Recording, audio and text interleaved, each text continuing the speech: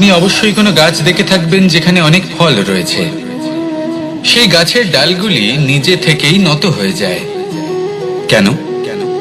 যাতে মানুষ, প্রাণী, এরা সকলে যাতে সেই ফল খুব সহজে গ্রহণ করতে পারেন। এটাই হলো প্রকৃতির শিক্ষা, এটাই হলো প্রকৃতির নিয়ম। মানুষেরও কিছুটা এরকমই হওয়া উচিত।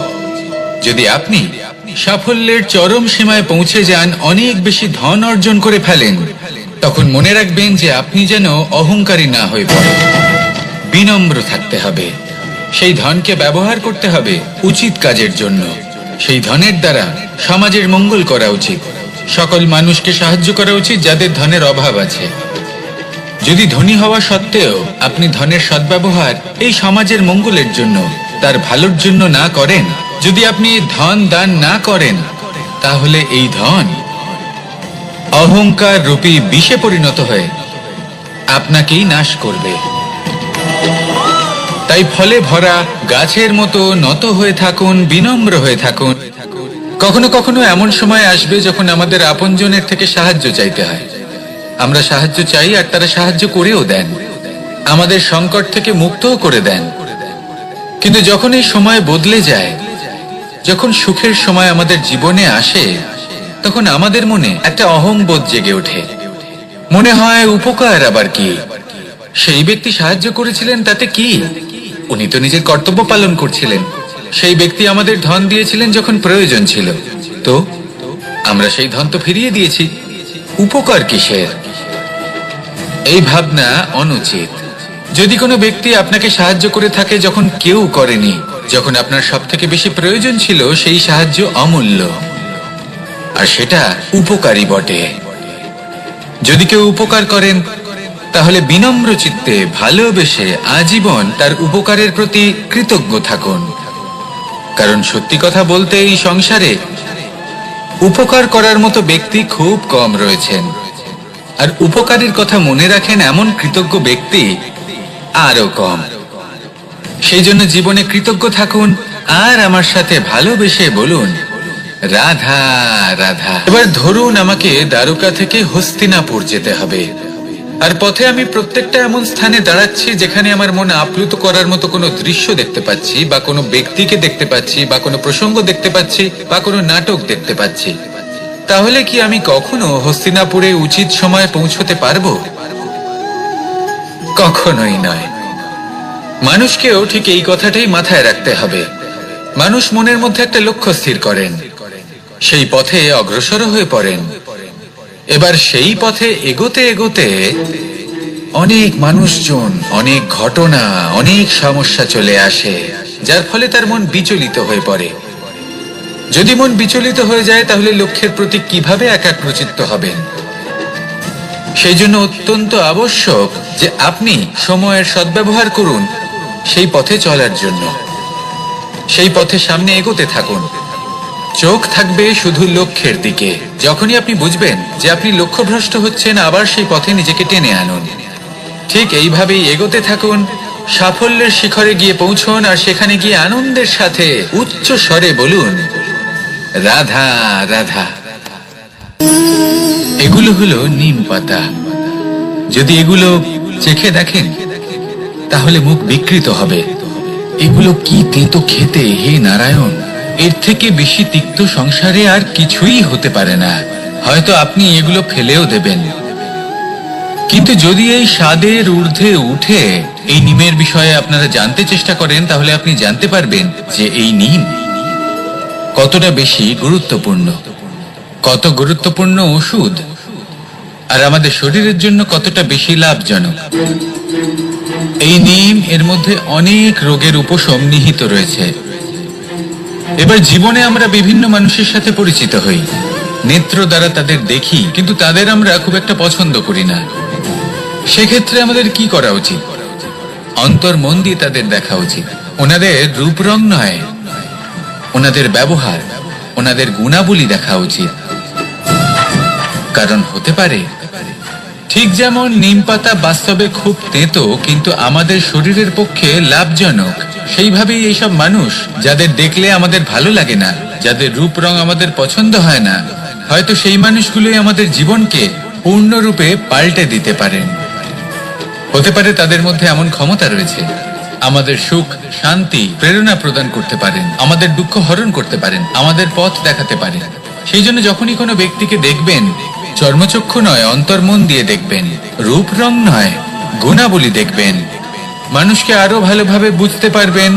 আর এই মন প্রসন্ন হয়ে বলবে, রাধা।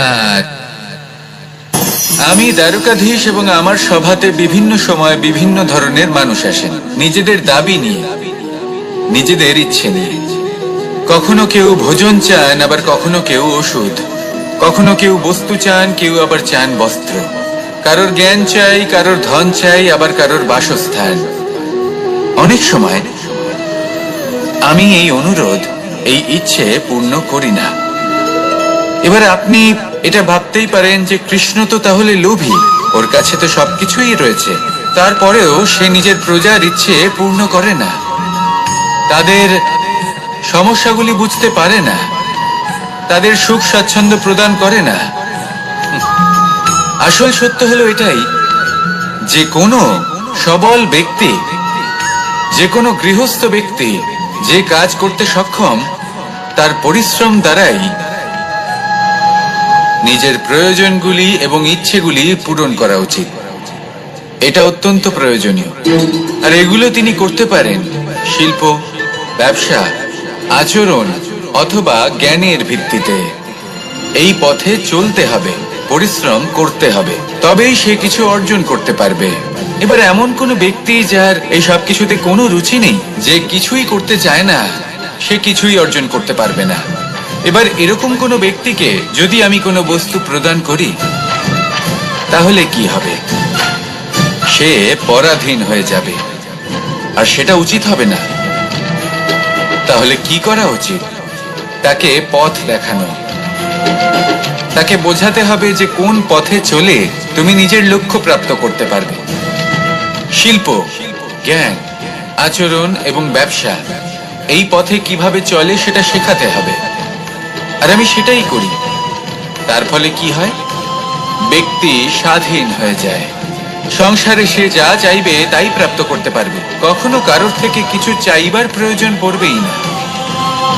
এই কথাটা সবসময় মনে রাখবেন। যখনই দান করবেন তা ভাবনা চিন্তা করে এমন ভাবে দান করবেন যাতে সামনের ব্যক্তি স্বাধীন হতে পারেন, পরাধীন নয়। আসুন আমার সাথে ভালোবেসে বলুন, রাধা রাধা।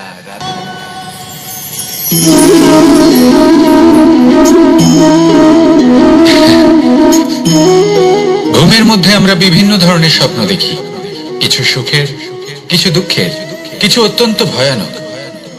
কিন্তু সত্যি কথা বলতে এর উপর আমাদের কোনো নিয়ন্ত্রণ নেই। কিন্তু আমি এমনও কিছু ব্যক্তিকে দেখেছি যারা খোলা চোখে স্বপ্ন দেখেন এবং তা যাপন করেন। নিজেদের একটা আলাদা স্বপ্ন নগরী আছে ওনাদের, সেখানেই জীবন যাপন করেন।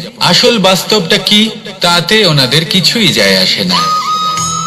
এমন কিছু মানুষ আছেন যাদের কাছে বিন্দুমাত্র জ্ঞান নেই। সে না হয় ঠিক আছে, কিন্তু জ্ঞান এমন ভাবে প্রদান করবেন যে মনে হবে সংসারের সমস্ত জ্ঞান তাদের কাছেই রয়েছে। এমন কিছু মানুষ আছেন যারা ভালোবাসতে জানেন না, আর তাও আমি মেনে নিলাম। কিন্তু কথা এমন ভাবে বলবেন তাতে মনে হবে যেন প্রেমের বিষয়ে সবকিছু শুধুমাত্র ইনিই জানেন। এবার আমি এমন কথা অবশ্যই বলছি না যে আপনি এরকম করেন, কিন্তু যদি কোনো ব্যক্তি এরকম করেন তাহলে তার এটা মাথায় রাখা উচিত যে সেই ব্যক্তি অন্য কারোর সাথে নয়, নিজের সাথে অনুচিত করছেন। কারণ এমন কাজ করে উনি নিজের দোষ, নিজের অপগুণ সংসারের কাছে নয়, নিজের কাছে লুকোচ্ছেন। আপনি যদি নিজেকে বুঝতে না পারেন, সম্পূর্ণরূপে নিজেকে আকলন না করেন, নিজের অপগুণ, নিজের দোষ পূর্ণরূপে না বুঝতে পারেন, তাহলে এটা কি করে বুঝবেন যে নিজেকে কিভাবে শুধরে নিতে হবে? আপনাকে নিজের সত্য স্বীকার করতেই হবে, তারপরেই আপনি নিজেকে পরিবর্তন করতে পারবেন। তাহলে স্বপ্নে নয়, বাস্তবে বাঁচুন। বিগত দিনের কিছু কথা মনে পড়ে গেল। এক অদ্ভুত ঘটনা যা অমূল্য শিক্ষা দিয়ে যেতে পারে। বিষয় হলো যক্ষের সাথে যুধিষ্ঠিরের কথোপকথন। একবার যক্ষ যুধিষ্ঠিরকে জিজ্ঞেস করলেন, ওনাকে বললেন যে আমার কিছু প্রশ্নের উত্তর যদি আপনি দিতে পারেন তাহলে আমি আপনার বাকি ভ্রাতাগণকে আবার জীবিত করে তুলব। সেগুলোর মধ্যে খুব গুরুত্বপূর্ণ আর কঠিন একটা প্রশ্ন ছিল, এই সংসারে সব থেকে শ্রেষ্ঠ আশ্চর্য কোনটি? এই প্রশ্ন আমি আপনাকে জিজ্ঞেস করছি। এবার কেউ বলবেন স্বর্ণ দ্বারা নির্মিত লঙ্কা, এটি হলো সংসারের সব থেকে বড় আশ্চর্য। কেউ বলবেন বরফে ঢাকা সেই পর্বত যা আকাশ স্পর্শ করে। কেউ বলবেন সেই সমুদ্র যার গভীরতা মাপা অসম্ভব ব্যাপার। কেউ বলবেন সেই বায়ু যা আমরা দেখতে পাই না কিন্তু তা আমাদের জীবন দান করে। সংসারের সব থেকে বড় আশ্চর্য কি, সেই প্রশ্নের উত্তর যুধিষ্ঠির দিয়েছিলেন, আর তা ছিল শ্রেষ্ঠ উত্তর এবং উচিত। উনি বলেছিলেন যে সংসারে প্রতিদিন কোনো ব্যক্তি জন্ম লাভ করেন আর কোনো ব্যক্তি মৃত্যুও লাভ করেন। এবার এই কথাটা সবাই জানেন, সবাই বোঝেন যে যখন জন্মেছি তখন কোনো একদিন আমিও অবশ্যই মৃত্যু লাভ করব। এবার যখন এই কথা প্রত্যেকটা মানুষ জানেন, তখন কেন প্রত্যেক মানুষ এই চিন্তায় থাকেন, এই নিয়ে কষ্ট পান, এই নিয়ে ব্যাকুল হয়ে থাকেন যে উনি একদিন মৃত্যু লাভ করবেন, তার থেকে দূরে পালাতে চেষ্টা করেন। বলেন যে আমি মৃত্যু লাভ করতে চাই না। কেন? যেখানে কোনো না কোনো দিন এটা অবশ্যই হবে। এ হলো ব্রহ্ম সত্য। এই যে ব্যাকুলতা, এই ভয়, এই যন্ত্রণা, এই চিন্তা তার মনকে বাঁচতেই দেয় না, এই জীবন অনুভবই করতে দেয় না। সেই জন্য এই চিন্তা, ব্যাকুলতা, ভয় এসবের কি লাভ? কোনো লাভ নেই। সেই জন্য যতক্ষণ জীবনযাপন করছেন প্রত্যেক মুহূর্ত যেন শ্রেষ্ঠ হয়, আনন্দময় হয়, প্রেমের দ্বারা পরিপূর্ণ হয়, সেই চেষ্টা করুন। চেষ্টা করুন যাতে আপনি যে কাজ করছেন তার দ্বারা যেন অন্যের মঙ্গল হয়। এই প্রচেষ্টাই আপনার জীবনকে প্রসন্নতা আর প্রেম দ্বারা ভরিয়ে তুলবে। এই মন সুপ্রসন্ন হয়ে বলবে রাধা রাধা। এবার যদি আপনাকে জিজ্ঞেস করা হয় যে সব থেকে বেশি শক্তির অনুভব কোথা থেকে করা সম্ভব, তখন কেউ কেউ বলবেন পুষ্টিকর আহার গ্রহণ করলে, ব্যায়াম করলে। কেউ বলবেন ধন লাভ করলে, বন্ধুদের থেকে, পরিবারের থেকে, আদি ইত্যাদি। এইভাবে আপনি শক্তির অনুভব অবশ্যই করতে পারেন, কিন্তু সব থেকে বেশি শক্তির অনুভব যদি আপনি করতে চান তাহলে তা পাবেন শুধু একতার দ্বারা, সংগঠনের দ্বারা। যদি আপনাকে উদাহরণ দিই, নিজের এই হাতটাকে দেখুন, 5টা আঙুল রয়েছে। কোনো একটা বস্তুকে নিজের একটা আঙুল দ্বারা তুলে ধরার চেষ্টা করে দেখুন, বড়ই কষ্ট হবে। তখন আপনি বুঝতে পারবেন যখন এই 5টি আঙুল একত্রিত হয় তখন কোনো কাজ কতটা সহজ হতে পারে। এটাই হলো শক্তি, একতার। সব থেকে ভালো উদাহরণ যদি আপনাকে দিই তাহলে বাঁশি। এই বাঁশি থেকে অত্যন্ত মধুর সুর নির্গত হয় যা সবার মন প্রসন্ন করে দেয়। এই কথা সত্যি, কিন্তু এই বাঁশি আমি একটা বা দুটো আঙুল দিয়ে বাজাতে পারবো না। আমাকে প্রত্যেকটা আঙুল ব্যবহার করতেই হবে, তবেই এর থেকে মধুর সুর নির্গত হবে যা সকলকে প্রসন্ন করবে। ঠিক কিনা? ঠিক এইভাবেই যদি আপনি চান যে আপনার জীবনরূপী বাঁশি থেকেও মধুর সুর নির্গত হোক বা সবার মনকে প্রসন্ন করে তুলুক, তাহলে আপনাকেও জীবনে একতা নিয়ে আসতেই হবে। আপনি একাও কর্ম করতে পারেন, পথ চলতেও পারেন, সামনেও এগোতে পারেন, সাফল্যও লাভ করতে পারেন। কিন্তু যখন সকলে একসাথে এগোবেন, সেই পথে চলবেন, সেই কর্মই করবেন, তখন লক্ষ্যে অবশ্যই পৌঁছবেন, সাফল্য অবশ্যই লাভ করবেন। কিন্তু সেই সাফল্য এবং তার আনন্দর সংমিশ্রণটাই একটু অন্যরকম হবে। তাই জীবনে ঐক্যবদ্ধ হন, একসাথে মিলে এগোতে থাকুন, আর আমার সাথে ভালোবেসে বলুন রাধা রাধা। 2 ধরনের আবেগ রয়েছে যার কোনো মূল্য নেই। আমার কথার অর্থ এটা নয় যে এদের কোনো গুরুত্ব নেই, গুরুত্ব যথেষ্টই রয়েছে, শুধু এদের জন্য আপনাকে কোনো মূল্য দিতে হয় না। প্রথম আবেগ হলো আনন্দ, প্রসন্নতা। এটা আপনি যে কোনো জায়গায় খুঁজে পেতে পারেন যদি আপনি খুঁজে পেতে চান। আপনি কোনো পুষ্পের সৌন্দর্য দেখে প্রসন্ন হতে পারেন। বায়ুর কারণে যখন একটি বৃক্ষ শিহরিত হয় সেটা দেখে আপনি প্রসন্ন হতে পারেন। একটা ছোট্ট শিশুর কলরব শুনেও আপনি প্রসন্ন হতে পারেন।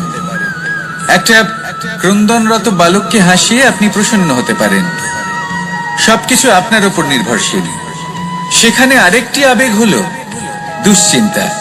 মানুষ বড়ই দুশ্চিন্তা করতে থাকে। আজ আমি এই কাজ করেছি, সেই বিষয়ে চিন্তা। আজ আমি এই কাজ করতে পারিনি, সেই বিষয়ে চিন্তা। কাল আমাকে এই কাজ করতে হবে, সেই নিয়ে চিন্তা। আমি কি সেই কাজটা করতে পারবো, সেই বিষয়ে দুশ্চিন্তা। চিন্তা সর্বত্র রয়েছে, যার জন্য মূল্য দিতে হয় না। যত চান আপনি একত্রিত করতে পারেন। একটা গুরুত্বপূর্ণ কথা মনে রাখবেন, প্রসন্নতা জীবনের একটা নতুন সূত্রপাত। সেখানে দুশ্চিন্তা হলো জীবনের চিতার সময়। এবার এই দুটি আবেগ হলো মূল্যহীন, দুটোই আপনার সামনে আছে। কোনটা চয়ন করবেন আপনি, দুশ্চিন্তা নাকি প্রসন্নতা? সিদ্ধান্ত। আপনি অবশ্যই কোনো গাছ দেখে থাকবেন যেখানে অনেক ফল রয়েছে। সেই গাছের ডালগুলি নিজে থেকেই নত হয়ে যায়। কেন? যাতে মানুষ, প্রাণী, এরা সকলে যাতে সেই ফল খুব সহজে গ্রহণ করতে পারেন। এটাই হলো প্রকৃতির শিক্ষা, এটাই হলো প্রকৃতির নিয়ম।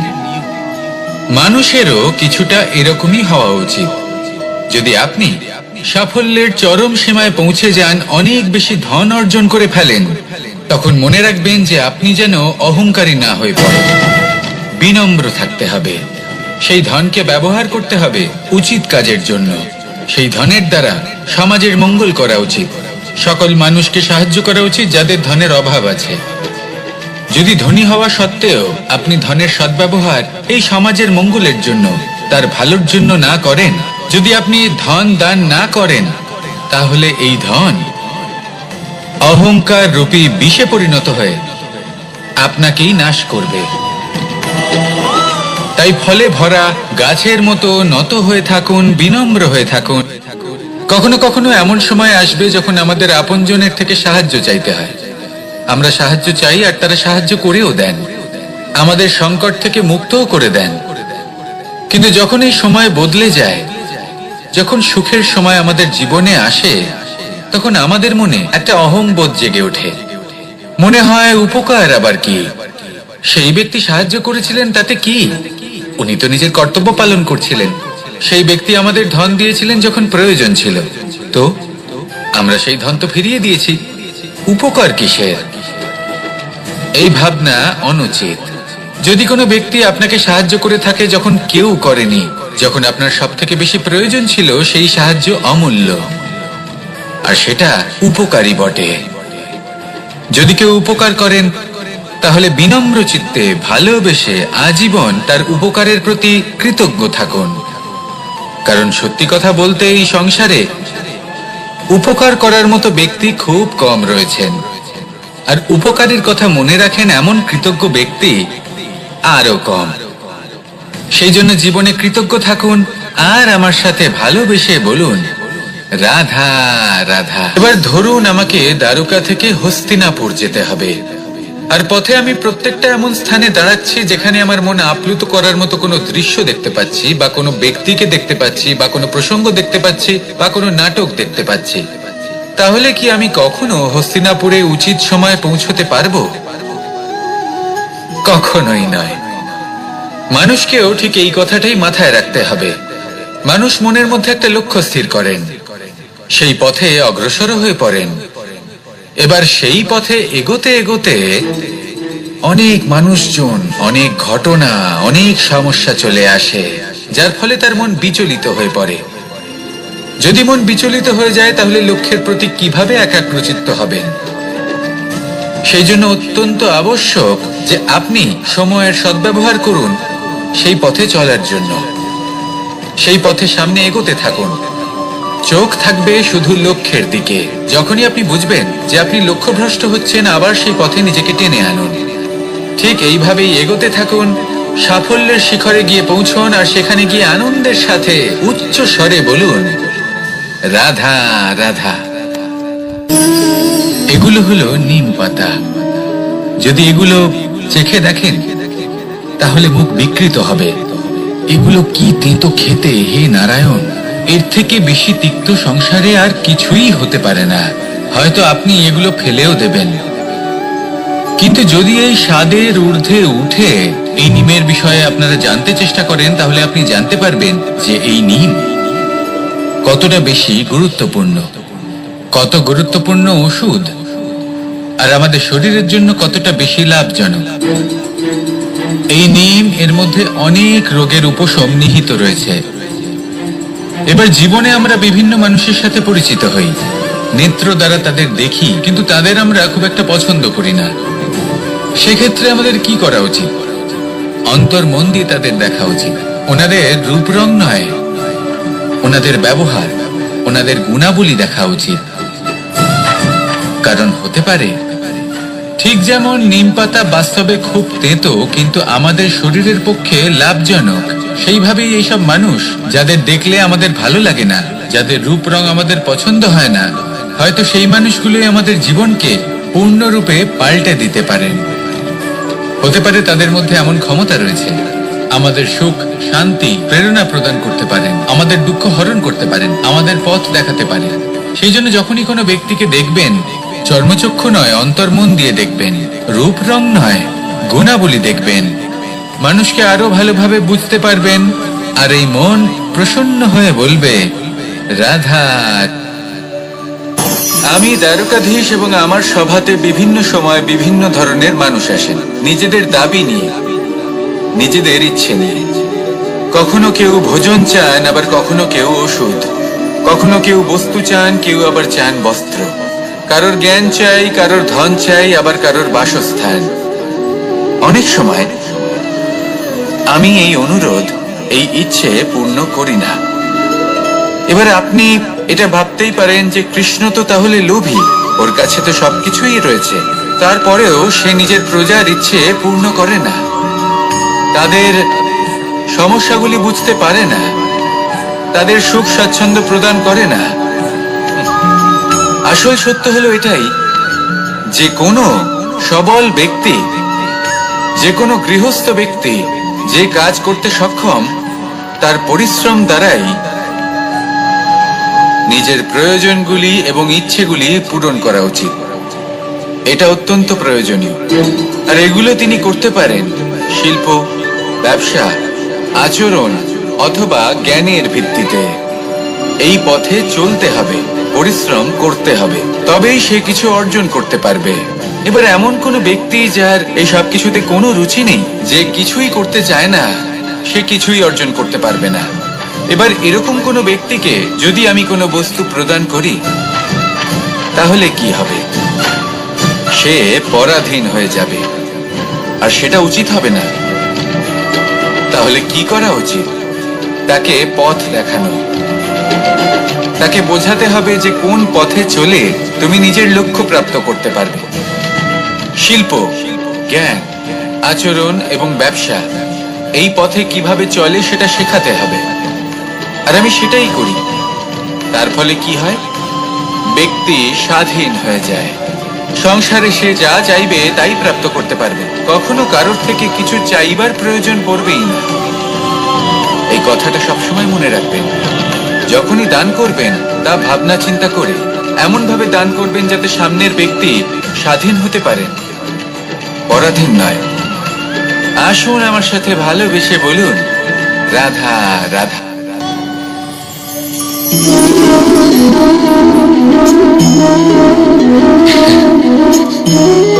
ঘুমের মধ্যে আমরা বিভিন্ন ধরনের স্বপ্ন দেখি, কিছু সুখের, কিছু দুঃখের, কিছু অত্যন্ত ভয়ানক। কিন্তু সত্যি কথা বলতে এর উপর আমাদের কোনো নিয়ন্ত্রণ নেই। কিন্তু আমি এমনও কিছু ব্যক্তিকে দেখেছি যারা খোলা চোখে স্বপ্ন দেখেন এবং তা যাপন করেন। নিজেদের একটা আলাদা স্বপ্ন নগরী আছে ওনাদের, সেখানেই জীবন যাপন করেন। আসল বাস্তবটা কি তাতে ওনাদের কিছুই যায় আসে না। এমন কিছু মানুষ আছেন যাদের কাছে বিন্দুমাত্র জ্ঞান নেই। সে না হয় ঠিক আছে, কিন্তু জ্ঞান এমন ভাবে প্রদান করবেন যে মনে হবে সংসারের সমস্ত জ্ঞান তাদের কাছেই রয়েছে। এমন কিছু মানুষ আছেন যারা ভালোবাসতে জানেন না, আর তাও আমি মেনে নিলাম। কিন্তু কথা এমন ভাবে বলবেন তাতে মনে হবে যেন প্রেমের বিষয়ে সবকিছু শুধুমাত্র ইনিই জানেন। এবার আমি এমন কথা অবশ্যই বলছি না যে আপনি এরকম করেন, কিন্তু যদি কোনো ব্যক্তি এরকম করেন তাহলে তার এটা মাথায় রাখা উচিত যে সেই ব্যক্তি অন্য কারোর সাথে নয়, নিজের সাথে অনুচিত করছেন। কারণ এমন কাজ করে উনি নিজের দোষ, নিজের অপগুণ সংসারের কাছে নয়, নিজের কাছে লুকোচ্ছেন। আপনি যদি নিজেকে বুঝতে না পারেন, সম্পূর্ণরূপে নিজেকে আকলন না করেন, নিজের অপগুণ, নিজের দোষ পূর্ণরূপে না বুঝতে পারেন, তাহলে এটা কি করে বুঝবেন যে নিজেকে কিভাবে শুধরে নিতে হবে? আপনাকে নিজের সত্য স্বীকার করতেই হবে, তারপরেই আপনি নিজেকে পরিবর্তন করতে পারবেন। তাহলে স্বপ্নে নয়, বাস্তবে বাঁচুন। বিগত দিনের কিছু কথা মনে পড়ে গেল, এক অদ্ভুত ঘটনা যা অমূল্য শিক্ষা দিয়ে যেতে পারে। বিষয় হলো যক্ষের সাথে যুধিষ্ঠিরের কথোপকথন। একবার যক্ষ যুধিষ্ঠিরকে জিজ্ঞেস করলেন, ওনাকে বললেন যে আমার কিছু প্রশ্নের উত্তর যদি আপনি দিতে পারেন তাহলে আমি আপনার বাকি ভ্রাতাগণকে আবার জীবিত করে তুলব। সেগুলোর মধ্যে খুব গুরুত্বপূর্ণ আর কঠিন একটা প্রশ্ন ছিল, এই সংসারের সব থেকে শ্রেষ্ঠ আশ্চর্য কোনটি? এই প্রশ্ন আমি আপনাকে জিজ্ঞেস করছি। এবার কেউ বলবেন স্বর্ণ দ্বারা নির্মিত লঙ্কা, এটি হলো সংসারের সব থেকে বড় আশ্চর্য। কেউ বলবেন বরফে ঢাকা সেই পর্বত যা আকাশ স্পর্শ করে। কেউ বলবেন সেই সমুদ্র যার গভীরতা মাপা অসম্ভব ব্যাপার। কেউ বলবেন সেই বায়ু যা আমরা দেখতে পাই না, কিন্তু তা আমাদের জীবন দান করে। সংসারের সব থেকে বড় আশ্চর্য কি, সেই প্রশ্নের উত্তর যুধিষ্ঠির দিয়েছিলেন, আর তা ছিল শ্রেষ্ঠ উত্তর এবং উচিত। উনি বলেছিলেন যে সংসারে প্রতিদিন কোনো ব্যক্তি জন্ম লাভ করেন আর কোনো ব্যক্তি মৃত্যুও লাভ করেন। এবার এই কথাটা সবাই জানেন, সবাই বোঝেন যে যখন জন্মেছি তখন কোনো একদিন আমিও অবশ্যই মৃত্যু লাভ করব। এবার যখন এই কথা প্রত্যেকটা মানুষ জানেন, তখন কেন প্রত্যেক মানুষ এই চিন্তায় থাকেন, এই নিয়ে কষ্ট পান, এই নিয়ে ব্যাকুল হয়ে থাকেন যে উনি একদিন মৃত্যু লাভ করবেন, তার থেকে দূরে পালাতে চেষ্টা করেন? বলেন যে আমি মৃত্যু লাভ করতে চাই না। কেন? যেখানে কোনো না কোনো দিন এটা অবশ্যই হবে। এ হলো ব্রহ্ম সত্য। এই যে ব্যাকুলতা, এই ভয়, এই যন্ত্রণা, এই চিন্তা তার মনকে বাঁচতেই দেয় না, এই জীবন অনুভবই করতে দেয় না। সেই জন্য এই চিন্তা, ব্যাকুলতা, ভয় এসবের কি লাভ? কোনো লাভ নেই। সেই জন্য যতক্ষণ জীবনযাপন করছেন প্রত্যেক মুহূর্ত যেন শ্রেষ্ঠ হয়, আনন্দময় হয়, প্রেমের দ্বারা পরিপূর্ণ হয়, সেই চেষ্টা করুন। চেষ্টা করুন যাতে আপনি যে কাজ করছেন তার দ্বারা যেন অন্যের মঙ্গল হয়। এই প্রচেষ্টাই আপনার জীবনকে প্রসন্নতা আর প্রেম দ্বারা ভরিয়ে তুলবে। এই মন সুপ্রসন্ন হয়ে বলবে রাধা রাধা।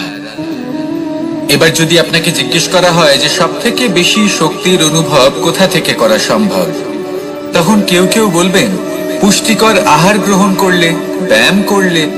কেউ বলবেন ধন লাভ করলে, বন্ধুদের থেকে, পরিবারের থেকে, আদি ইত্যাদি। এইভাবে আপনি শক্তির অনুভব অবশ্যই করতে পারেন, কিন্তু সব থেকে বেশি শক্তির অনুভব যদি আপনি করতে চান তাহলে তা পাবেন শুধু একতার দ্বারা, সংগঠনের দ্বারা। যদি আপনাকে উদাহরণ দিই, নিজের এই হাতটাকে দেখুন, 5টা আঙুল রয়েছে। কোনো একটা বস্তুকে নিজের একটা আঙুল দ্বারা তুলে ধরার চেষ্টা করে দেখুন, বড়ই কষ্ট হবে। তখন আপনি বুঝতে পারবেন যখন এই 5টি আঙুল একত্রিত হয় তখন কোনো কাজ কতটা সহজ হতে পারে। এটাই হলো শক্তি, একতার। সব থেকে ভালো উদাহরণ যদি আপনাকে দিই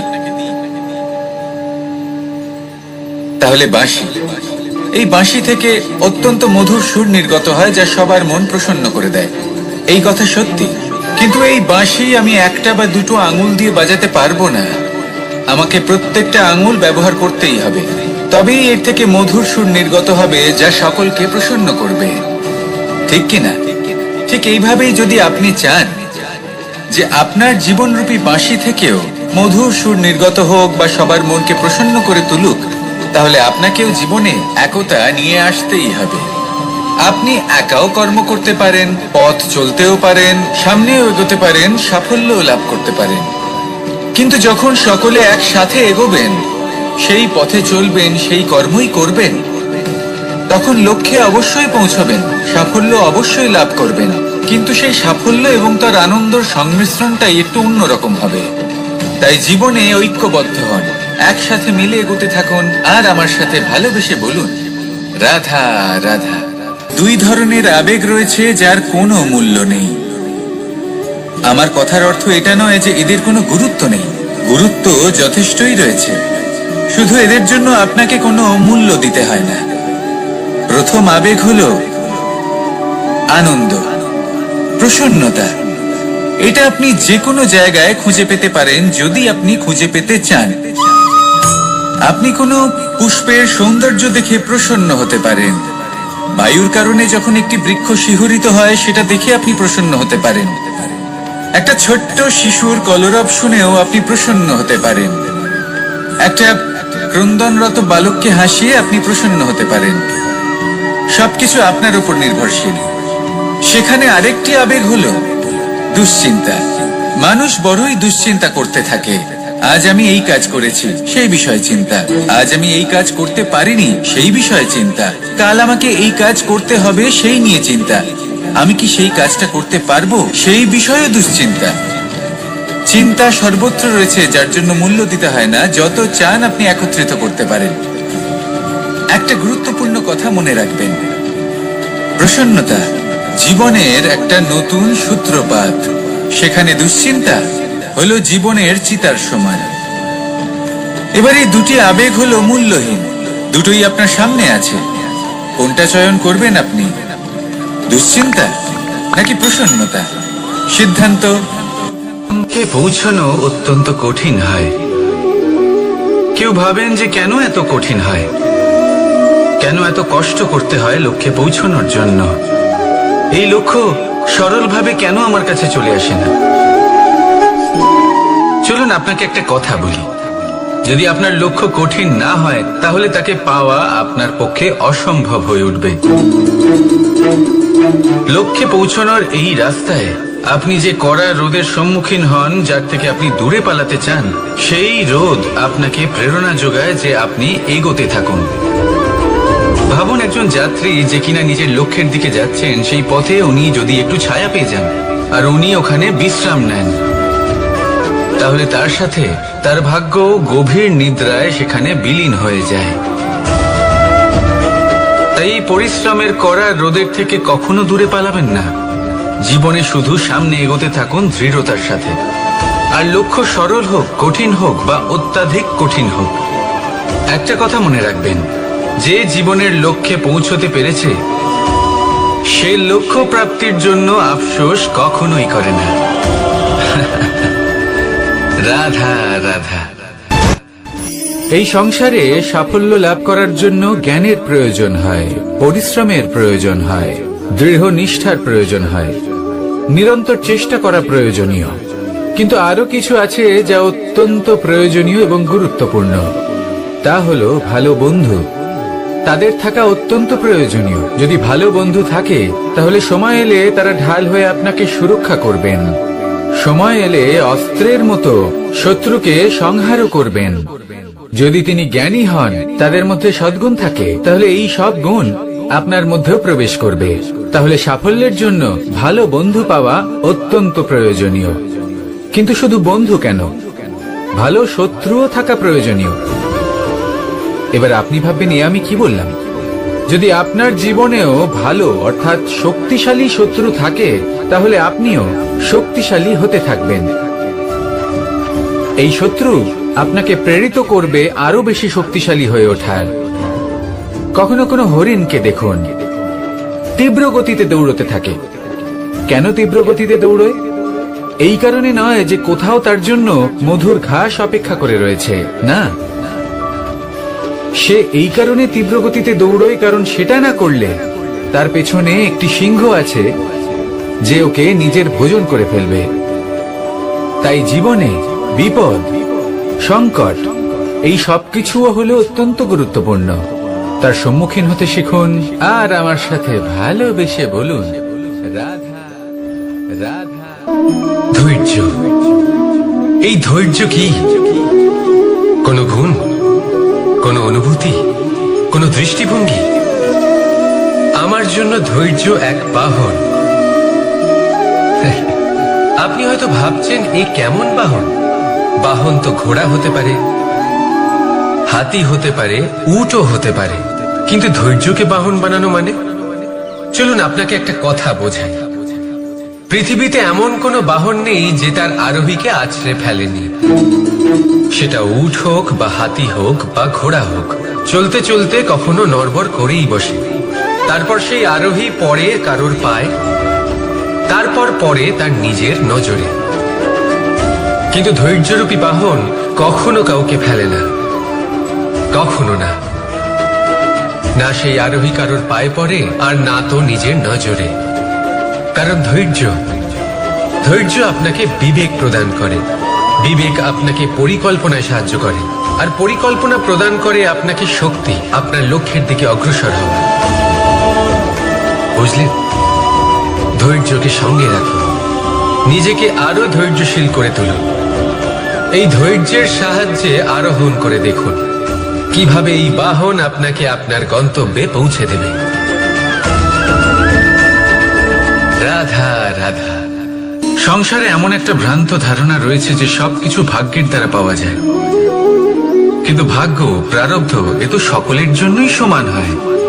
এটা তো ব্যক্তির উপরে নির্ভরশীল হয়, তার আকাঙ্ক্ষার উপরে নির্ভরশীল হয়, বাসনার উপরে নির্ভরশীল হয়, স্বভাবের উপরে নির্ভরশীল হয় যে উনি সেটা নিয়ে কি করেন।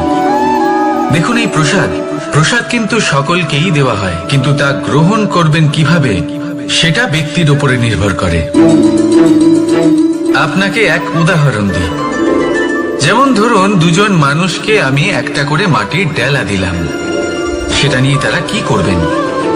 একজন মানুষ তার ছোট ছোট ডেলা বানাবেন আর পথযাত্রীদের ওপরে ছুঁড়ে মারবেন, হাসি ঠাট্টা করবেন, তাদের বস্ত্র নোংরা করে দেবেন, সেটাতেই উনি আনন্দ পাবেন। অন্যদিকে দ্বিতীয় ব্যক্তি সেই মাটির ডেলা দিয়েই নিজের জন্য একটা কুঁড়ে ঘর বানাবেন। সেই কুঁড়ে ঘর যা রোদেতে, বৃষ্টিতে, ঝড়ে তাকে সুরক্ষিত রাখবে। অনুভূতি, এই অনুভূতি বদলাতে শিখুন। এই অনুভূতি অত্যন্ত গুরুত্বপূর্ণ। ভালোবাসাতেও এই অনুভূতি হলো অত্যন্ত গুরুত্বপূর্ণ। ভালোবাসা সে বন্ধুর সাথে হোক, মা বাবার সাথে হোক, ভাই বোনের সাথে হোক, স্ত্রীর সাথে হোক, যে কারোর সাথে হোক। মনে রাখবেন, এই হলো সেই অনুভূতি যা আপনার ভাগ্য নির্ধারণ করে থাকে। তাহলে আসুন আমার সাথে প্রেমের অনুভূতি নিয়ে বলুন, রাধা রাধা। লক্ষ্য, পথ আর সাফল্য, এই তিনটেই একে অপরের সাথে জড়িত, কিন্তু অনেকবার মানুষ এদের ঠিকভাবে বুঝতে পারেন না। তারা ভাবেন যে যেরকম লক্ষ্য হবে সেরকমই পথ হবে, সেই মতোই লক্ষ্য কঠিন হলে পথ কঠিন হবে, লক্ষ্য সরল হলে পথও সরল হবে। যদি আপনাকে আসল সত্যের সাথে অবগত করাই, তাহলে দেখবেন সবকিছুই এর উল্টো। লক্ষ্য নিজের পথ বানায় না, পথ সেটাই যেটা আপনি স্বয়ং নির্বাচন করে আপনি নিজে বানান। সেই অনুসারেই আপনি আপনার লক্ষ্যে পৌঁছতে পারবেন। সেই জন্য জীবনে যখনই লক্ষ্যে পৌঁছানোর পথের বিষয়ে আপনি কোনো সিদ্ধান্ত নেবেন, তাহলে তা ভেবে চিন্তে নেবেন, কারণ এই পথ অত্যন্ত গুরুত্বপূর্ণ। পথ যদি শুভ হয়, তাহলে লক্ষ্য আপনা থেকেই শুভ হয়ে যায়।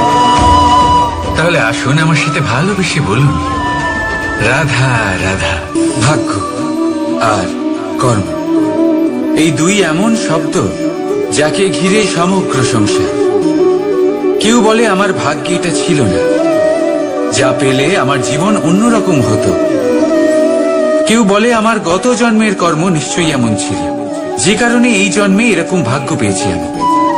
এইসব বাদ দিন আর একবার শান্ত চিত্তে ভাবুন।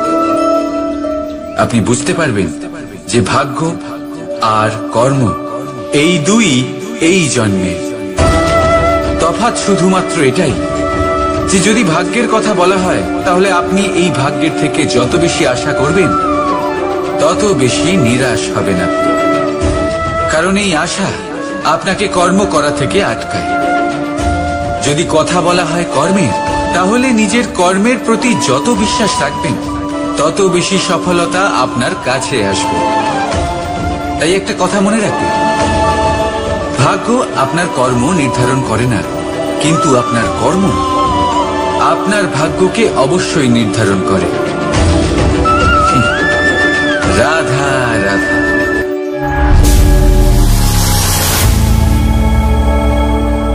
প্রকৃতি, নিয়তি কখনোই কারোর সাথে পক্ষপাত করে না, প্রত্যেককে জীবনদান দেয়, সমান সুযোগ প্রদান করে।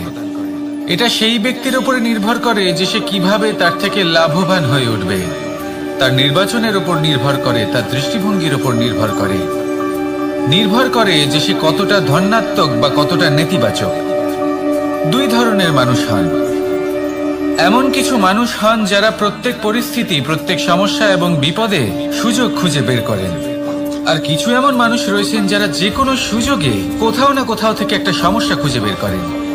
এবার আপনি কি চান? আপনি সুযোগ চান, তাহলে সুযোগ পাবেন। আপনি সমস্যা পেতে চান, সমস্যা তো আপনি চাইলেই খুঁজে পাবেন। চয়ন আপনারই যে আপনি কতটা ধনাত্মক থাকতে চান, কতটা নেতিবাচক থাকতে চান। ধনাত্মক থাকুন, জীবনে সব কিছু সম্ভব হবে। আসুন আর আমার সাথে ভালোবেসে বলুন রাধা রাধা। যখনই আমরা কথা বলি জলরাশির বিষয়ে, যখন আমরা তুলনা করি, তখন আমাদের খুব ভালো লাগে মিষ্টি সরোবর, পুকুর, নদী, আর আমরা অপেক্ষা করে থাকি সাগরের জন্য, সমুদ্রের জন্য। কেন করি? কারণ এই সাগর, এই সমুদ্র, এ হলো অত্যন্ত বিশাল আর ভয়ানক। এর জলও কিন্তু নোনতা, যা আমরা পান করতে পারি না। কখনো ভেবে দেখেছেন এই সমুদ্রের অন্তরে এই নোনতা জল, এই নোনতা ভাব, এটা আসে কোত্থেকে? এই যে সমুদ্র, যে প্রবাহমান নদীর থেকে যে খনিজ নির্গত হয়, তার ভান্ডার হলো এটা। সেই খনিজকে নিজের অন্তরে গ্রহণ করে, সেই নোনতা ভাব নিজের মধ্যে সমাহিত করে, আর তারপর সেই নোনতা জল বাষ্পে পরিণত হয়ে ওপরে উঠে যায়, যা মেঘ হয়ে আপনার ওপর মিষ্টি বৃষ্টি হয়ে ঝরে পড়ে। এ হলো সমুদ্রের ত্যাগ, যার জন্য আপনি মিষ্টি জল পান করতে পারছেন, সে নদী থেকেই হোক বা সরোবর থেকে। সেই জন্যই হয়তো সাগর হলো এত মহান, হয়তো সেই জন্যই রত্ন সাগরে পাওয়া যায়। তাই মনে রাখবেন, ক্ষমতা তারই হয় যে ত্যাগ করতে জানে, কোনো বিষকে নিজের মধ্যে ধারণ করে নিতে জানে। তাহলে আপনিও এটাই করুন, এতটাই শক্তিশালী হয়ে উঠুন, আর আমার সাথে ভালোবেসে বলুন রাধা রাধা। রাজ্য, শাসন, সাম্রাজ্য, সংস্থাপনা, এগুলিকে সফল কখন বলা যেতে পারে? কোনো বুদ্ধিজীবী বলেন তখন যখন চারিদিকে শান্তি থাকে, কারোর মনে কোনো প্রশ্ন থাকবে না, শঙ্কা থাকবে না। কিন্তু আমার মনে হয় এটা অনুচিত। কোন রাজ্যের পক্ষে বা কোনো শাসনকালে সব থেকে বড় সংকট তখন আসে যখন সব থেকে বেশি যোগ্য ব্যক্তি বা সব থেকে বেশি বিদ্বান ব্যক্তিও শুধু মুখদর্শক হয়ে বসে থাকেন। মনে প্রশ্ন আসতে থাকে কিন্তু জিজ্ঞেস করেন না, শঙ্কা উৎপন্ন হয় কিন্তু ব্যক্ত করতে পারেন না। এটা খুবই অনুচিত। এই যে প্রশ্ন, তা আসা খুব ভালো। এই প্রশ্ন অকারণে আসে না, কোনো সমস্যার কারণেই আসে। এই প্রশ্নের দ্বারা আপনি সেই সমস্যাগুলি দেখতে পাবেন যাতে আপনি এতদিন অনভিজ্ঞ ছিলেন। আর যত প্রশ্নের নিবারণ আপনি করবেন, ততই আপনার রাজ্য, আপনার শাসন আরো শ্রেষ্ঠ হয়ে উঠবে। এই প্রশ্ন, এই শঙ্কা, এগুলো আপনাকে সমাধানের চূড়াতে অবশ্যই নিয়ে যাবে। সেই জন্য না প্রশ্ন করা অনুচিত, আর না শঙ্কা ব্যক্ত করা অনুচিত, আর না তিনি মূর্খ যিনি প্রশ্ন করেন, শঙ্কা ব্যক্ত করেন। তাই এনাদের কখনো দূরে করে দেবেন না, এনাদের নিজস্ব মতামত রাখতে দিন। যখন সবাই মিলে একমত হবেন, তখন নিশ্চিত রূপে বলা যায় যে এই রাজ্য, এই শাসন, এই সংস্থাপনা সাফল্যের শিখরে রয়েছে। তাহলে আসুন আর আমার সাথে ভালোবেসে বলুন, রাধা রাধা।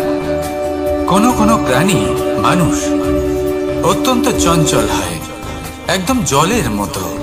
জলও অত্যন্ত চঞ্চল, অত্যন্ত উৎসুক। জল সবসময় উৎসুক হয়ে থাকে আকাশের কাছে যাবার জন্য। সেই জন্য সে নিজেকে জ্বালায়, বাষ্প হয়, আর আকাশে পৌঁছে মেঘে সমাহিত হয়ে যায়।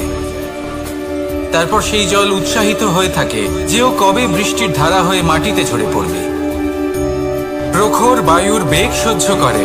আপনি কি কখনো কোনো জলের ধারা দেখেছেন?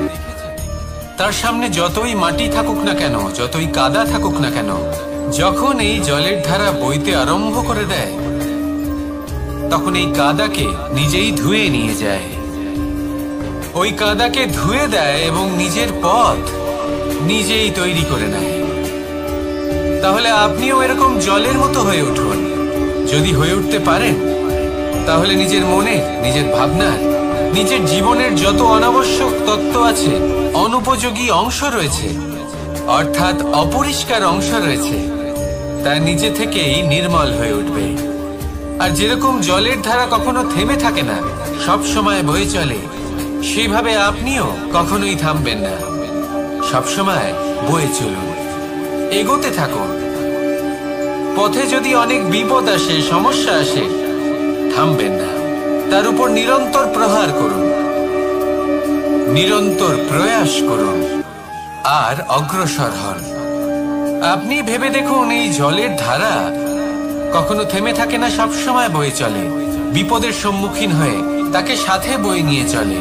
সেই জন্য জলের ধারা, প্রবাহমান এই ধারা, এর থেকে কখনো দুর্গন্ধ আসে না, এতে কখনো ময়লা জমতে পারে না, বরং পালিত হয় সুন্দর প্রাণবন্ত জীবজন্তু, যেমন সুন্দর ছোট মাছ।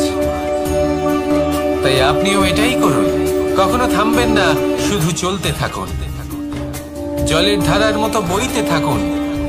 আপনি আপনার লক্ষ্য অবশ্যই খুঁজে পাবেন, আর তার সাথে নিজের অন্তরের যে মালিন্য রয়েছে, তা আপনি নিজেই নিজের থেকে দূরে করে দেবেন। তাহলে আসুন আর আমার সাথে ভালোবেসে বলুন, রাধা রাধা। সময়, জীবন, কাল।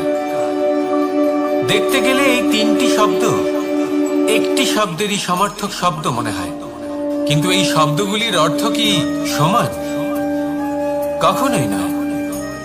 হ্যাঁ, এই সময় চলতে থাকে, জীবন চলতে থাকে, কালচক্র চলতে থাকে। এই সময় কেটে যায়, কিন্তু এই জীবন, একে যাপন করতে হয়। কি বলেন? এই জীবনে কিছু করুন বা কিছু না করুন, জীবন এমনি কেটে যাবে, আপনি জানতেও পারবেন না। কিন্তু সেটা আমাদের উদ্দেশ্য নয়, একে যাপন করতে হবে।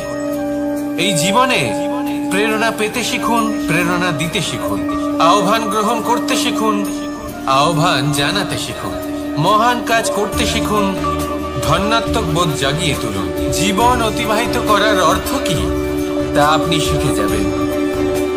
কারণ সময় কেটে যায়, সমস্ত যুগ কেটে যায়, কিন্তু জীবনের রীতি জীবন কাটিয়ে দেওয়া নয়, জীবন যাপন করা। এই জীবন সম্পূর্ণরূপে অনুভব করতে হবে, নতুন পথ বানাতে হবে। এবারে যদি এই জীবন বাঁচার সময় একবার ভেবে দেখুন, যদি মনে প্রেম থাকে, সদ্ভাবনা থাকে, তাহলে কি হবে? এই জীবনকে বাঁচার অনুভূতিটাই অন্যরকম হয়ে যাবে, একটা আনন্দময় অনুভূতি লাভ করবেন। তাহলে এটাই করুন আর আমার সাথে ভালোবেসে বলুন, রাধা রাধা। এবার অনেক সময় মানুষের মনে এরকম প্রশ্ন আসে যে এই সংসারে সব থেকে বড় বিপদ কি? কেউ বলে ধর্ম সংকট, আবার কেউ বলে প্রাণের উপর আসা সংকট। প্রত্যেক মানুষের জীবনে বিভিন্ন সংকট আসে, আর এই সমস্ত সংকট অত্যন্ত বিচিত্র হতে পারে। এই সমস্ত সংসার হলো সংকট দ্বারা পরিপূর্ণ। ঠিক আছে, আপনাকে একটা উদাহরণ দিই। একজন ধনী ব্যক্তি, এবার ওনার জীবনে সংকট কি হতে পারে? সংকট এটাই যে কেউ তার সম্পত্তি চুরি না করে নেয়, আমরা বুঝতে পারছি। এবার একজন চোর, তার জীবনে সংকট কি হতে পারে? যে চুরি করার সময় সে যদি তার একটা কাশি চাপতে না পারে, তাহলে সে ধরা পড়ে যেতে পারে, ঠিক কিনা? আবার অনেক সময় এমনও হয় যে যার জন্য আমি সংকট, সেও আমার কাছে সংকট। যেমন এই পরিস্থিতিতে দেখুন, সংকট হলো সংকট, এ তো জীবনে থাকবে, কিন্তু এর সম্মুখীন কিভাবে হওয়া যায়? বিপদ আপদ আপনাকে সন্ত্রস্ত করে রাখতে পারে, কিন্তু এই বিপদ প্রত্যেকের জীবনে কোনো না কোনো কারণে থাকে। এটা আপনাকে দেখায় যে আপনার মধ্যে কি খামতি রয়েছে, কেন রয়েছে। এই বিপদ হলো সেই মাধ্যম যার দ্বারা আপনি নিজের দুর্বলতাকে নিজের শক্তিতে পরিবর্তন করতে পারেন। একটা ফুলের দিকে তাকান। একটা ফুল, তার বুকে যখন একটা সূচ বিঁধে এপার ওপার হয়ে যায়, শুধু তখনই আমাদের প্রভুর জন্য ফুলের মালা তৈরি করা যায়।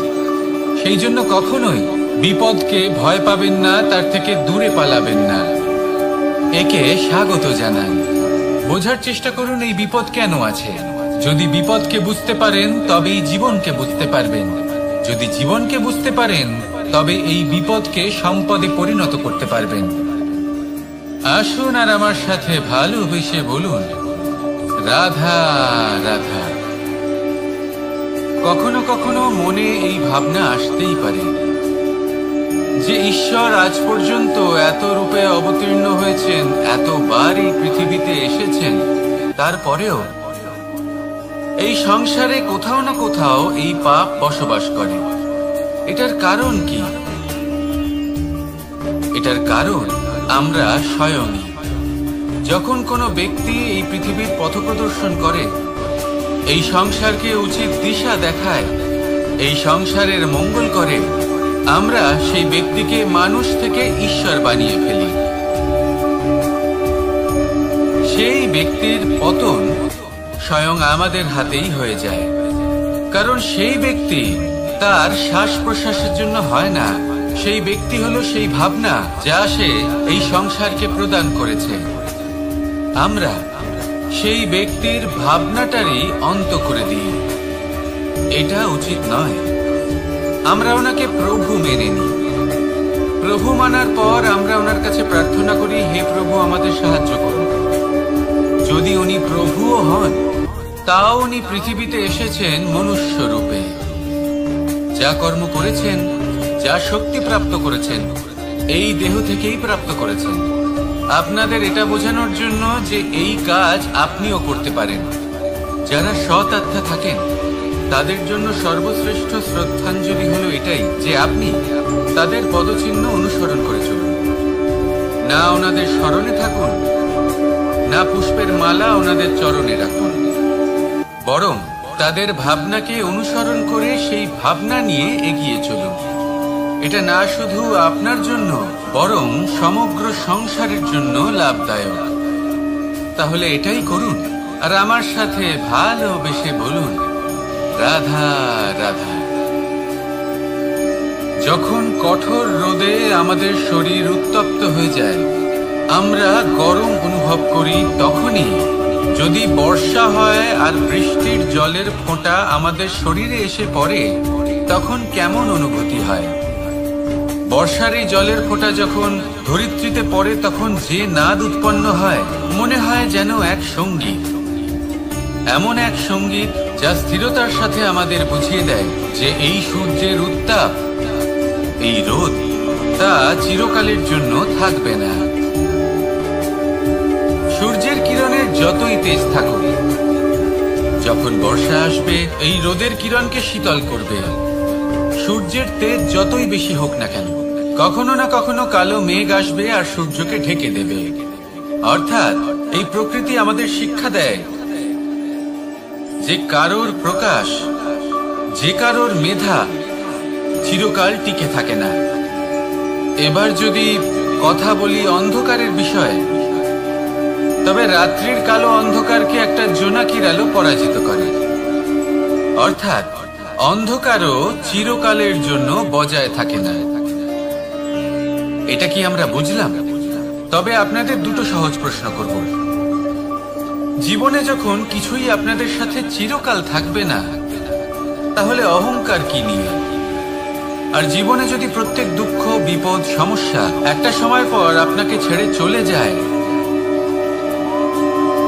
তাহলে পরাজয় মানবেন কেন? এই দুশ্চিন্তা ত্যাগ করুন, এই অহংকার ত্যাগ করুন, আসক্তি ত্যাগ করুন। আপনি কি কখনো কোনো জলের ধারা দেখেছেন? তার সামনে যতই মাটি থাকুক না কেন, যতই কাদা থাকুক না কেন, যখন এই জলের ধারা বইতে আরম্ভ করে দেয়, তখন এই কাদাকে নিজেই ধুয়ে নিয়ে যায়। ওই কাদাকে ধুয়ে দেয় এবং নিজের পথ নিজেই তৈরি করে নেয়। তাহলে আপনিও এরকম জলের মতো হয়ে উঠুন। যদি হয়ে উঠতে পারেন, তাহলে নিজের মনে, নিজের ভাবনার, নিজের জীবনের যত অনাবশ্যক তত্ত্ব আছে, অনুপযোগী অংশ রয়েছে, অর্থাৎ অপরিষ্কার অংশ রয়েছে, তা নিজে থেকেই নির্মল হয়ে উঠবে। আর যেরকম জলের ধারা কখনো থেমে থাকে না, সব সময় বয়ে চলে, সেইভাবে আপনিও কখনোই থামবেন না।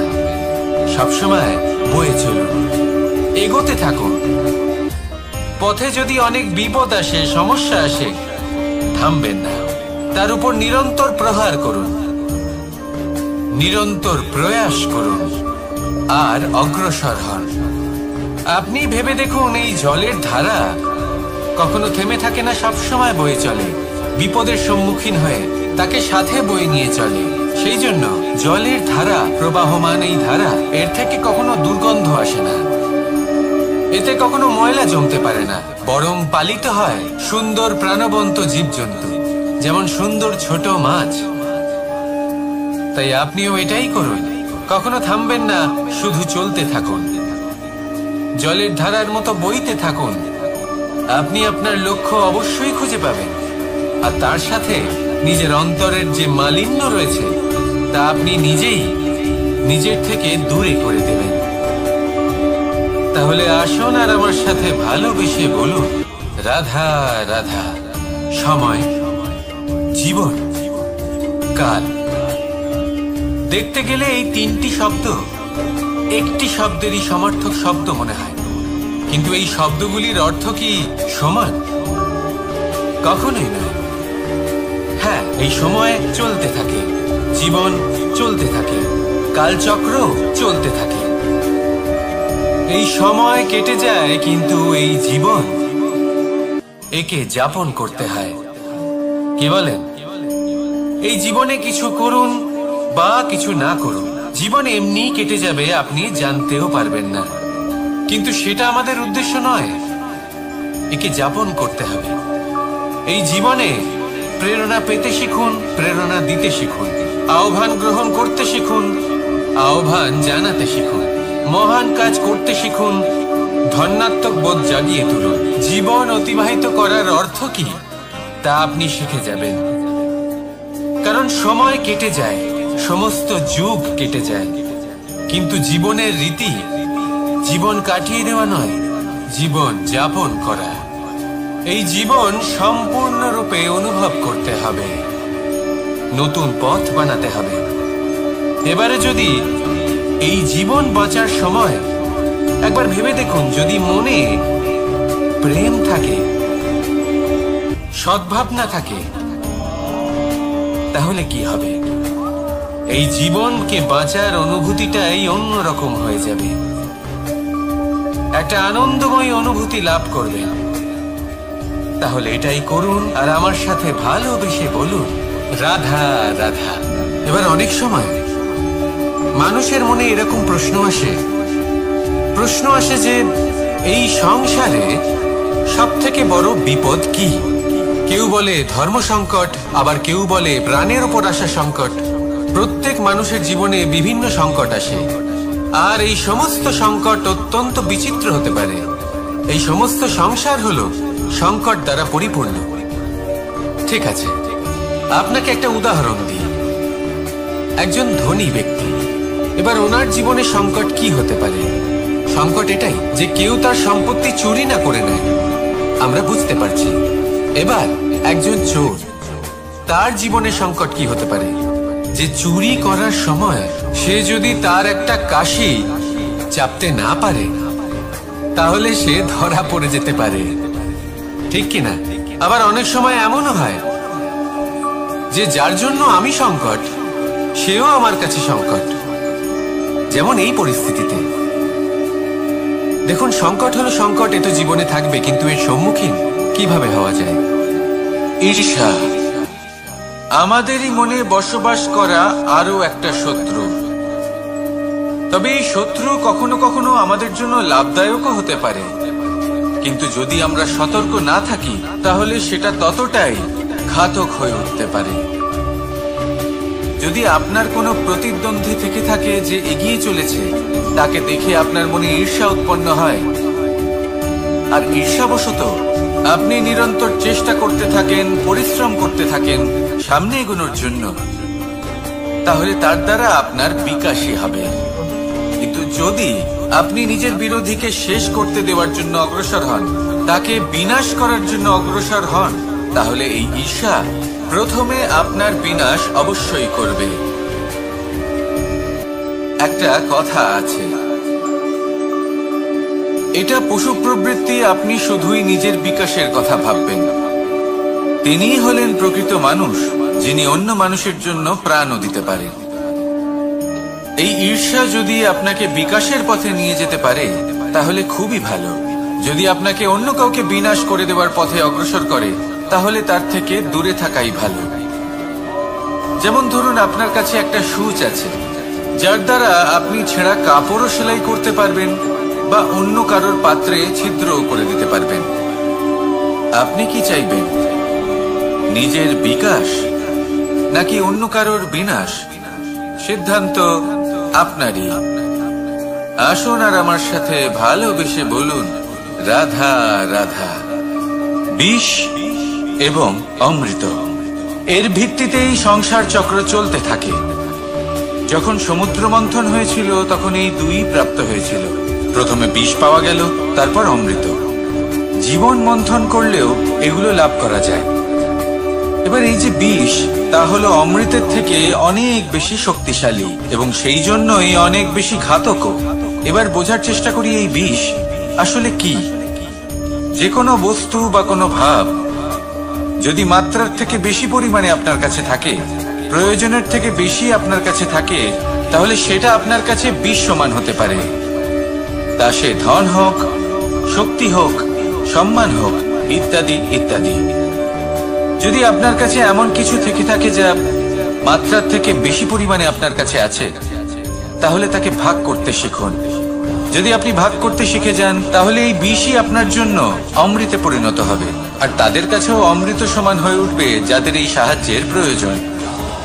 তাহলে ভাগ করে নিতে শিখুন আর আমার সাথে ভালোবেসে বলুন, রাধা রাধা। মানুষ বড়ই বিচিত্র প্রাণী। অধিক থেকে অধিকতর ধন লাভ করার চেষ্টায় নিজের শরীরকে নষ্ট করে ফেলেন, নিজের শক্তি হারিয়ে ফেলেন, নিজের সামর্থ্য হারিয়ে ফেলেন। আর যে ধন লাভ করেন সেটা কোথায় যায়? সেই শক্তি, সেই সামর্থ্যকে আবার ফিরে পাওয়ার জন্য। আর কিছু মানুষ জীবন এমন ভাবে যাপন করেন যেন তা কখনোই শেষ হবে না, কিন্তু শেষ তো সবারই হবে। আর যখনই শেষটা কাছে চলে আসে, তখন মানুষ এটা বুঝতে পারেন যে সে জীবনকে উপভোগ করেন। তার কারণটা কি? লালসা। এই লালসা জন্ম দেয় লোভকে, আর এই লোভ জন্ম দেয় আপনারই বিনাশকে। সেই জন্য আজ আপনার কাছে যা কিছু আছে, যেমনটা আছে, তার সাথে জীবন যাপন করুন, পূর্ণরূপে যাপন করুন।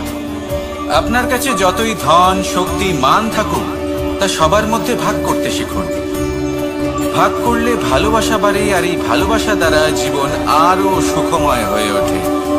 তাহলে আসুন আর আমার সাথে ভালোবেসে বলুন, রাধা রাধা।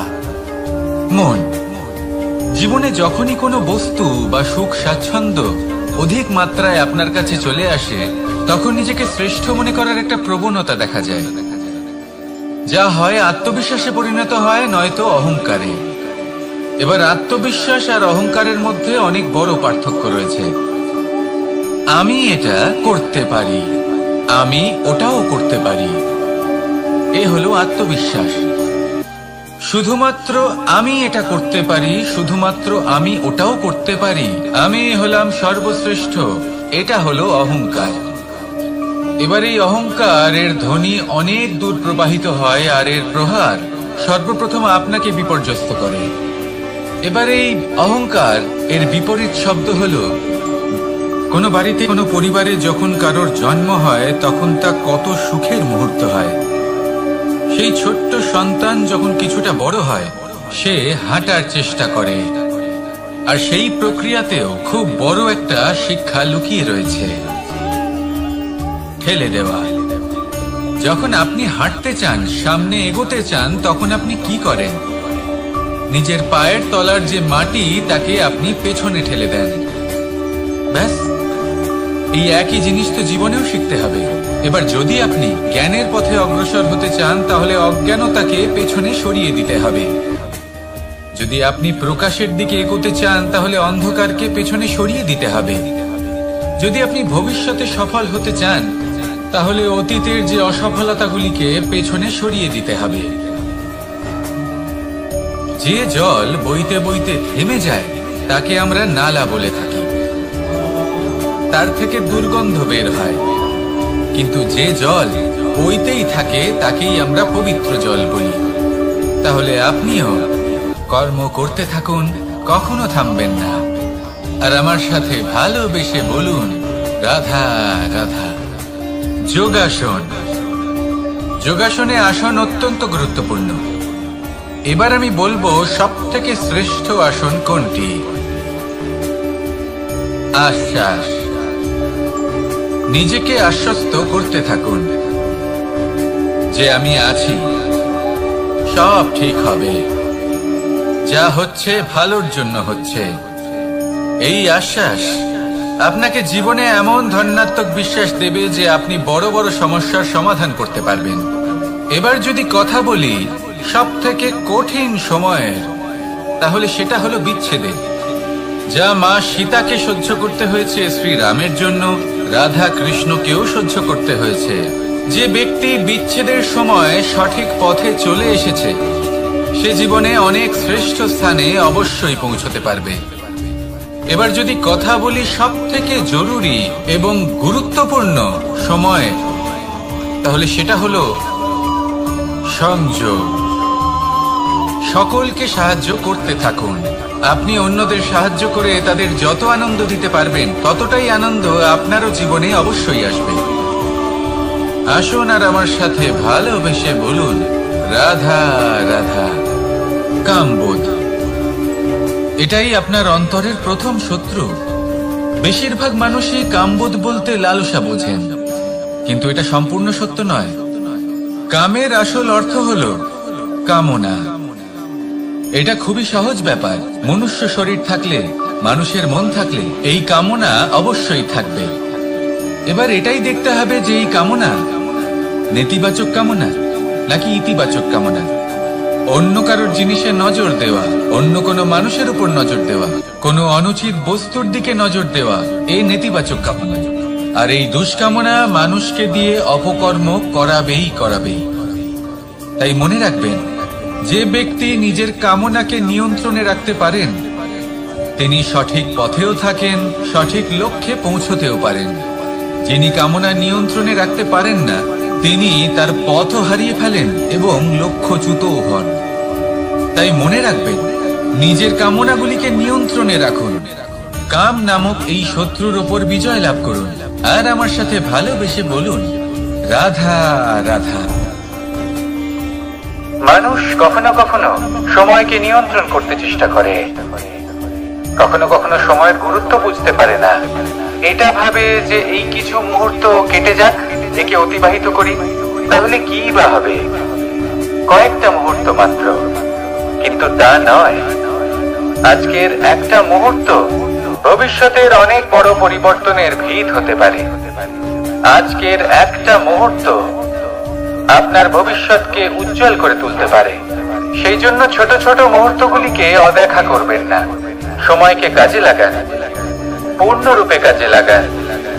এবার যদি আপনি কাউকে সাহায্য করতে চান আর সেই কারণেই যদি থেমে থাকেন, তাহলে ঠিক আছে, কারণ আপনি কাউকে সাহায্য করে তার জীবনকে আরো ভালো করে তুলতে চাইছেন, আরো শ্রেষ্ঠ করতে চাইছেন। এই পুণ্য, এই কর্ম ফিরে আপনার কাছেই আসবে আর আপনার জীবনকে শুভ করে তুলবে। কিন্তু যদি আপনি আলস্যের কারণে থেমে থাকেন এবং কিছুই না করেন, সময় নষ্ট করেন, মানুষ চিরকাল বড় মানুষ হয়ে উঠতে চায়, সবসময় সেই নিয়ে কল্পনা করে। কিন্তু প্রশ্ন হলো এটাই যে মানুষ বড় কখন হতে পারে? যখন সে ধনী হয়ে ওঠে, নাকি যখন তার কাছে সম্মান থাকে, নাকি যখন রূপবান হয় বা অধিক শক্তিশালী হয়? মানুষ বড় মানুষ তখনই হতে পারে যখন বিপদের সময় সে অন্য কোনো মানুষের পাশে এসে দাঁড়ায়। তাই সর্বপ্রথম এটা শিখুন। হয়তো এই জন্যই হনুমান শ্রীরামের কাছে এতটা বড়, আর হয়তো এই জন্যই বলরাম দাদা আমার কাছে এত বড়। যদি আপনিও জীবনে বড় হয়ে উঠতে চান, তাহলে কারোর সাথে তার দুঃখের সময়, তার সংকটের সময় তাকে সঙ্গ দিন আর পাশে এসে দাঁড়ান। এই মন প্রসন্ন হয়ে বলবে, রাধা রাধা।